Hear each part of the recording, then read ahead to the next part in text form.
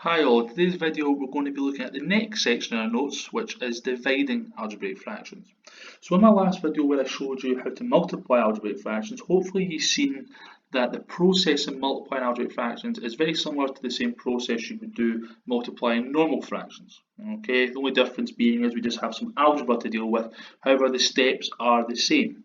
Now, thankfully, it is the same for dividing fractions. Okay, so the steps for dividing normal fractions we're going to use to help us divide algebraic fractions.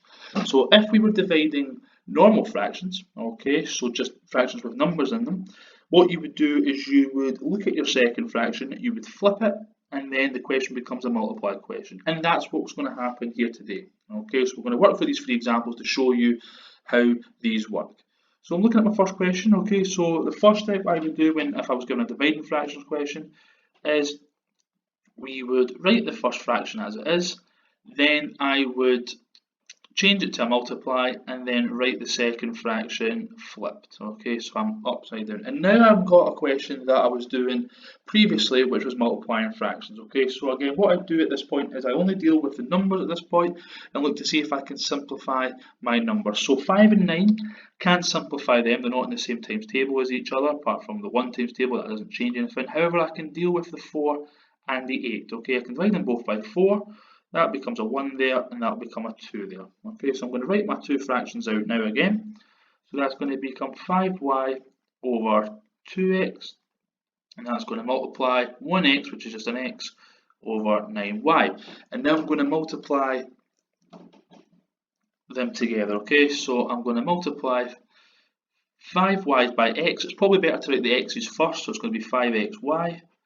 Divided by, well, 2 times 9, I've got to times my numbers first, 2 times 9 is 18, then I've got xy as well, okay. Now, normally what I would do is I would split this up to see what I can cancel, however, it's probably quite clear what I can cancel, okay, because what I've got is I've got an x on the top line and an x on the bottom line, so they can cancel, and I've also got a y on the top line and a y on the bottom line as well, okay, so I can cancel the same amount of x and y's on the denominator and the numerator, therefore my final answer becomes 5 over 18.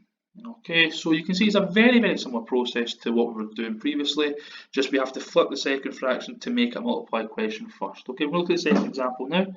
So again, write the first fraction as it is, then what we're going to do is we're going to make it a multiply and we're going to flip the second fraction. So I've got ak over 5m. Just a quick note, do not try and simplify your numbers before you flip. You must flip your fractions first. Okay, every time you divide, you must sure you flip it first, then it becomes a multiply, and then you can look to see what can simplify. Okay, so again, looking at my numbers here, what can I simplify? Well, there's no numbers on the diagonal with the a and the b and the a and the k. Okay, I can maybe see what might cancel there. Okay, I've got an a and an a there, that might come out. However, we'll deal with that later.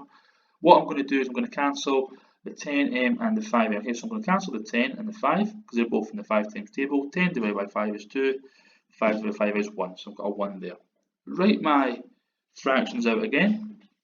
So that's going to be 2 lots of m over ab times by ak, and that's going to be over m. Okay, now what I'm going to do is I'm going to multiply these together. Okay, so I would write these alphabetically. Okay, so that's going to be 2 lots. So I've got m and an a and a k. That's all going to join together. Okay, so I'm going to write that as akm, and I'm going to divide that by a times b times m. So that's going to be abm. Okay, so the a and the b times the m to give me abm. Now, again, I can see what can cancel. Okay, so I've got an a on the numerator and an a on the denominator. They can cancel. I can't cancel a k or a b because they've only got 1 each, okay, as in there's only 1 k on the top, there's not a k on the bottom, and reverse for the b. However, I can cancel the m's out as well. So what I'm left with as my final answer, I'm left with 2 lots of k, and I've got a b left in the bottom, so 2k over b. Okay, so I've cancelled everything I could there. Alright, we'll look at the last question now, then we'll get you started with your lesson. So, again, first step, let's flip these fractions, flip the second fraction and make it a multiply. So that's going to give me m squared over 3n. Okay, so I'm looking to see what can cancel and what can simplify. If I actually look numbers wise, there's nothing that can actually simplify here. So if I look at the diagonal with the n and the 3n, okay, there's actually a 1n there, 1 and 3 can't simplify, nor will the m. So I've got 4 and I've got 1m squared, so 4m and 1m squared there, 1 and 4 won't simplify that. So there's nothing I can actually simplify there. So I'm going to multiply these out together. So that's going to give me n times m squared, so I'm going to write that as m squared n, again write them algebraically first, okay, with the alphabet in mind. Then I'm going to write on the bottom, I've got 4m times 3n, okay, so 4 times 3 is 12. Then I've got m attached to an n. Now at this point it's probably better to see what this actually is, okay, so on the top I have got m times m, that gives me n squared, and an n there, okay, so m squared is m times n with the n times n. On the bottom I've got 12 times m times by n, okay, and it's maybe easier to see what can actually be simplified now.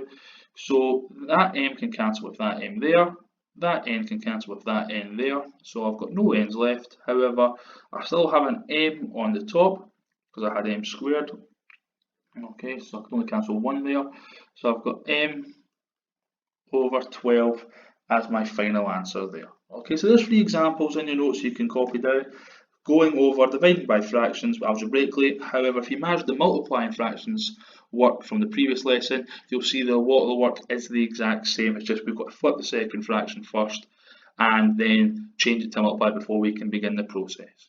Okay, thanks for listening.